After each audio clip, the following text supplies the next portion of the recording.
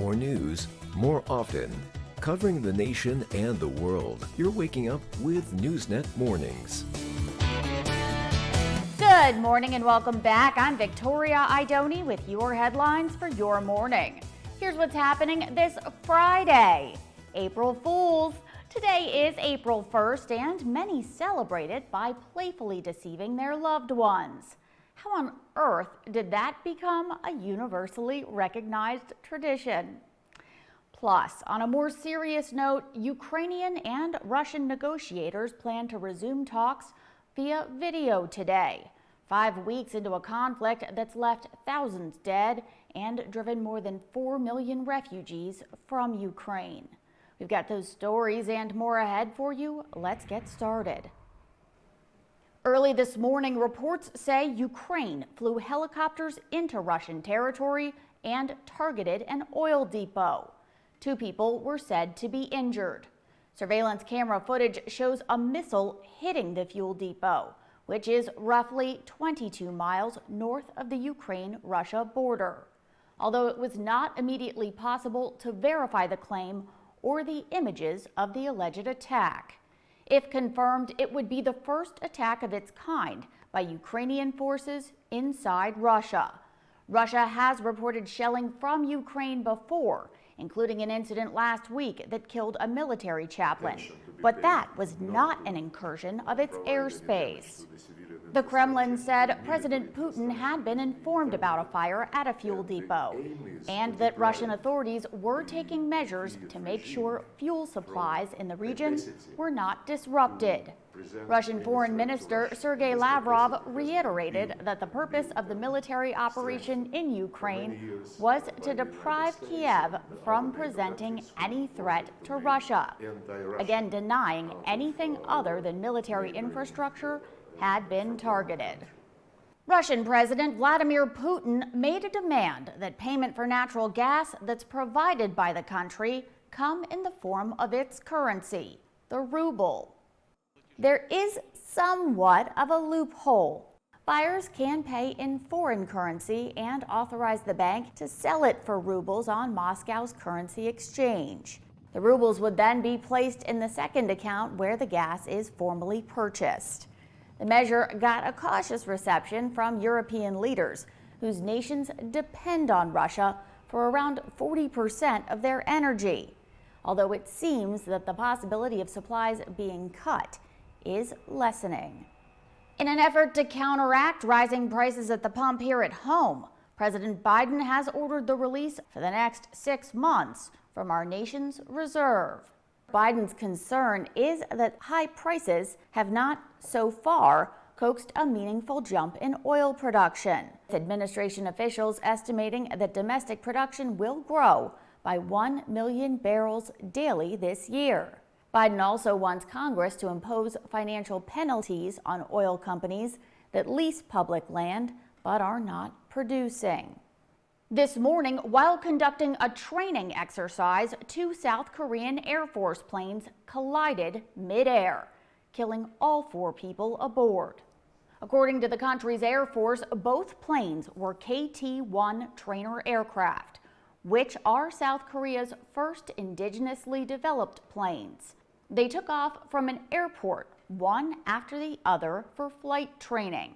The collision occurred about 5 minutes after the first aircraft took off, roughly 3.5 miles south of the airbase. A nearby home and car are believed to be among the other damage caused by debris from the collision. Now to New York, where police say a 12-year-old boy was killed by gunfire as he was eating in a parked car. NYPD Assistant Chief Michael Kemper also said the boy was shot multiple times and pronounced dead at the scene. In his address, he said investigators didn't yet have a motive for the shooting and didn't know if the vehicle was targeted. A 20-year-old woman in the driver's seat was taken to the hospital and is expected to recover following surgery, while an 8-year-old girl in the back seat was unhurt. The city's mayor, Eric Adams, also happens to be a former New York City police captain, and he stressed the importance of getting guns off the streets. We're going to catch this shooter. But as long as we have guns and a revolving door system, we're going to continue to come to crime scenes like this. It's time for it to stop. In southeast Pennsylvania, while responding to a domestic disturbance, 3 police officers were shot and 1 died as a result. Police officers went to a home in the city at about 3:30 yesterday afternoon. Nearly an hour later, police say shooting began and officers radioed in that they were hit. All 3 officers were taken to hospitals. Of the 2 survivors, police say 1 was in critical condition, but both are stable. Pennsylvania police said the suspect, a 34-year-old man from Lebanon, was killed in the shooting. And I want to thank, most importantly, or not to forget, the amount of officers that responded to assist us and continue to assist us during this time of need. Our guys are strong, but we're human. And we have families, and people were injured. We're all affected by this. And with the help of our families and every other law enforcement officer around this country, we'll get through it. One of the Pennsylvania state troopers who was killed by a drunk driver on a highway in South Philadelphia last week has been laid to rest. With his wife and 2 children in attendance, a public funeral was held for Trooper Martin F. Mack III. A viewing for the second officer, 29-year-old Brandon T. Siska, will take place today, and he's set to be buried tomorrow. Mack and Siska died along with the 28-year-old man they were trying to help, who was walking along I-95 in the pre-dawn hours of March 21st. A 21-year-old woman who was behind the wheel is facing a host of crimes, including 3rd-degree murder and homicide by vehicle while driving under the influence. A big haul of drugs that was seized in the Eastern Pacific made its way to San Diego, thanks to the U.S. Coast Guard. According to the agency, the 11,300 pounds of cocaine and more than 4,000 pounds of marijuana is valued at about $223 million. 15 people were also detained by the Coast Guard during the seizure. With business news for us today, including the latest on employment in America, here's our Andy Hirschfeld. Good morning. Good morning on this Friday. Today is the big day because we have the March jobs report, which is set to come out today from the Labor Department. According to the JOLTS report, which came out on Tuesday, almost 4.5 million people quit their jobs last month. Meanwhile, jobless claims rose to 202,000. That's higher than the 196,000 that was otherwise expected. Now to the latest on growing unionization efforts. Amazon has hired a leading Democratic polling firm in efforts to fight unionization at its Staten Island facility. Voting to unionize started on Friday of last week and wrapped up on Wednesday. On a lighter note, on May 1st, we celebrate May Day, which is an early summer version of a harvest. That makes sense because the weather has shifted at that point and flowers are in bloom. 1 month before that, which happens to be today, it's become customary to dupe one another. Tolly Anderson has a look back at the tricky day. It is April 1st, and that usually means a day full of jokes and lots of laughs. But many wonder how this day even got started. By the 19th century, April Fool's Day had become a mainstay of American culture. This day is also a time to grab attention for your brand without any harm. While this day is meant for good humor, some pranks have gone wrong in the past. Most recently, after 2020's year in hibernation due to the COVID-19 shutdown, some popular brands have tried to get a jump start. Volkswagen revved up a big joke, saying the company would be changing its name in the U.S. to Volkswagen. Get it? Has a show of its commitment to electric cars? But it sadly didn't have much power among others, falling as a bad prank. Another example, a classic April Fool's Day prank cooked up by Taco Bell, packed with a big crunch. The purchase of the Liberty Bell and the rebranding of it as the Taco Liberty Bell, referencing how this change can help the national debt, it made its way to the White House. but it wasn't so funny after all. Nevertheless, expect the fun to spread throughout today, but don't fall for everything you hear or see. Reporting for Newsnet, I'm Tolly Anderson. Let's have a look at today's news in health. As an expectant or new parent, it's something that nothing can prepare you for. An injury at birth or an illness right after.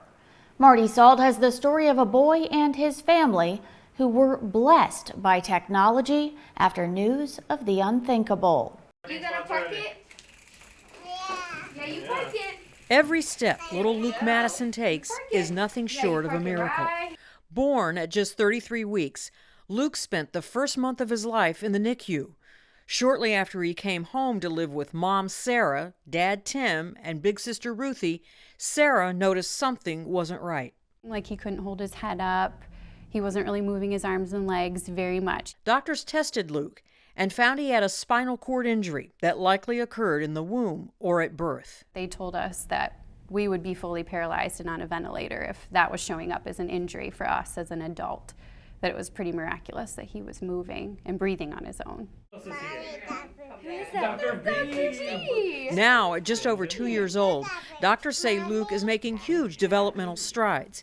Experts credit the improvement on an intensive therapy known as locomotor training, done on a machine designed just for pediatric patients. We use a treadmill environment, a harness system to help unweight the child somewhat. Trainers surround Luke and guide his feet.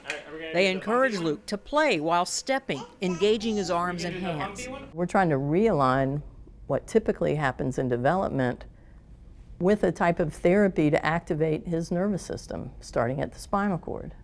1, 2, 3. Researchers say the locomotor training taps into the spinal cord's ability to help Luke regain movement and control of his midsection. Therapists say after 1 year of therapy, Luke no longer slumps forward in a chair or walker. This locomotor training has given him the opportunity to move, and it's just like turned him on. It's just been life-changing for all of us. I'm Marty Salt reporting.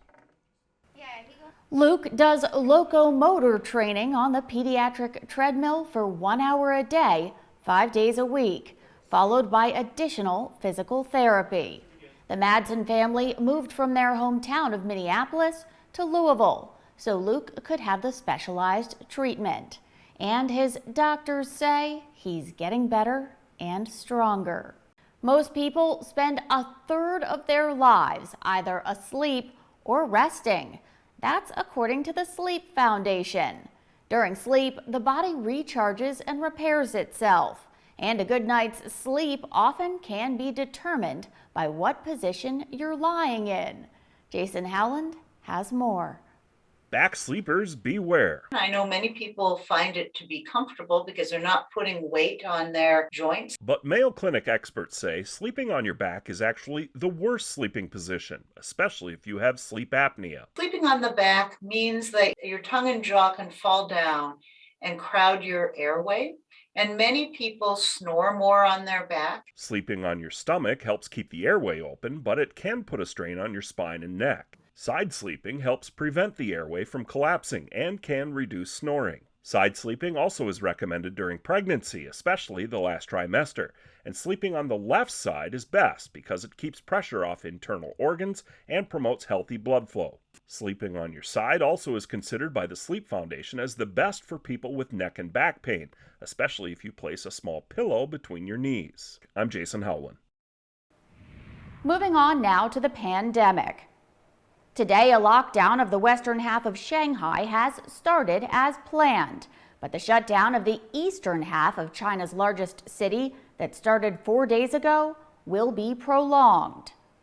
With nearly 9,000 new cases reported just yesterday, the restrictions were announced 9 hours before the lockdown of the east was scheduled to end at 5 o'clock this morning.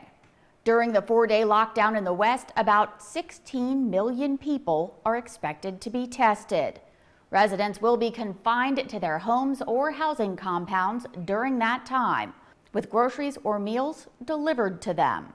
Under China's zero COVID policy to try and eradicate the virus, just one positive case in a housing complex keeps everyone home for 3 days.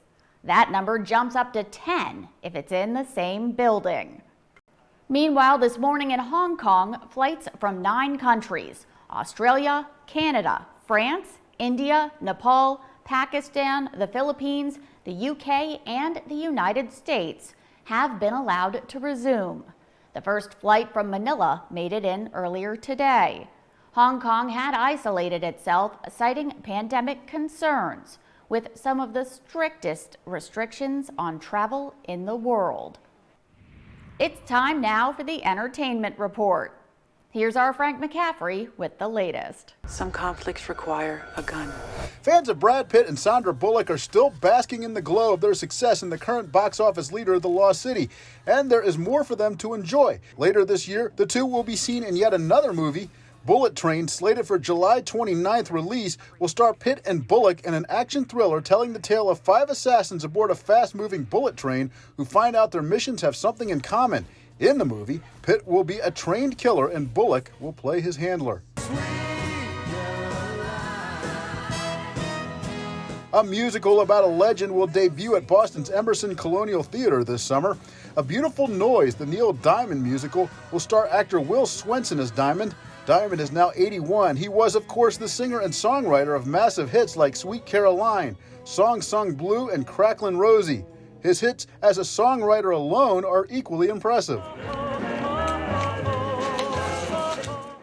And fans of famed mob stories The Sopranos and Goodfellas are mourning. An actor in both of those productions, Paul Herman, has died on his 76th birthday. Herman played Beansy in The Sopranos and a dealer in Goodfellas. His familiar face was also seen in American Hustle and The Irishman. And that's your entertainment report. I'm Frank McCaffrey. Stay with us. Weather, sports, and more are headed your way. With your latest headlines, I'm Victoria Idoni. Have a fabulous Friday and a wonderful weekend ahead.